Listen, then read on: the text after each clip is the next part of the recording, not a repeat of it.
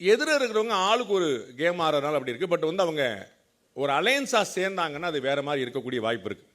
ஒரு பெரிய டஃப்பான காம்படிஷன் வரக்கூடிய வாய்ப்பு இருக்குது. ஏடிஎம்கே பிஜேபிலாம் சேருவாங்களா? ஏடிஎம்கே வந்து விஜய் அவர்களுடைய வருகையாக காத்திருக்கு. விஜய் வந்து நம்ம எதுக்கு அடுத்தவங்களை முதலமைச்சராக்கணும், நம்மளே முதலமைச்சராகலான்னு பார்க்குறாரு. அதுக்காக வந்து போன வருஷம் உங்கள் கூட, போன தேர்தல் உங்கள் கூட இருந்தவர் இந்த தேர்தல் அவங்க கூட இருக்கிறாரு. அது வந்து ஒரு பெரிய ஒரு கான்ஃபிடன்ஸ் எல்லாரும் கொடுத்துருக்கு. ஸோ பிரசாந்த் கிஷோரே வந்திருக்கிறாரு, 2021 உங்கள் கூட இருந்தார் அப்படின்னு. ஒரு கட்சியில் வந்து திமுக எப்பயுமே அப்படி தான், நம்ம ஒரு 2 தடவை பார்க்கும், இது என்னென்னு செய்யும், தொழில் கற்றுக்கணும், அப்புறம் அவங்களே செஞ்சுருவாங்க.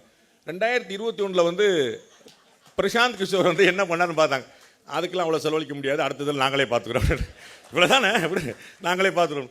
சார் இந்த வருஷம் எதுவும் நமக்கு வந்து எலெக்ஷனுக்கு வந்து ஏதாவது ஆஃபர் இருக்காப்புல, இல்லை நாங்களே பார்த்துருவோம். என்னங்க அப்படி நாமளே கம்பெனி ஆரம்பிச்சாச்சுப்பா, போர்டை மாற்றியாச்சு போ.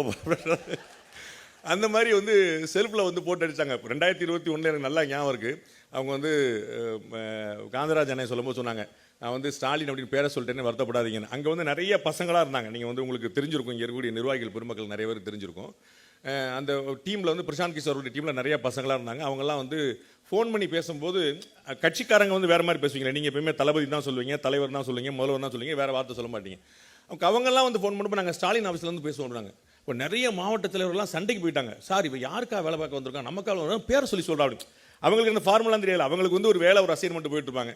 ஸோ அதெல்லாம் பார்த்தாங்க, சரி எதுக்கு பார்த்து நம்மளே வந்து நமக்கு நாமே தானே தலைவர் வச்சுக்கிட்ட பேர், நமக்கு நாமே, அதனால் நம்மளே பண்ணி விடப்பா, எதுக்கு நமக்கு தெரியாது தேர்தல் அரசியல் அப்படின்னு.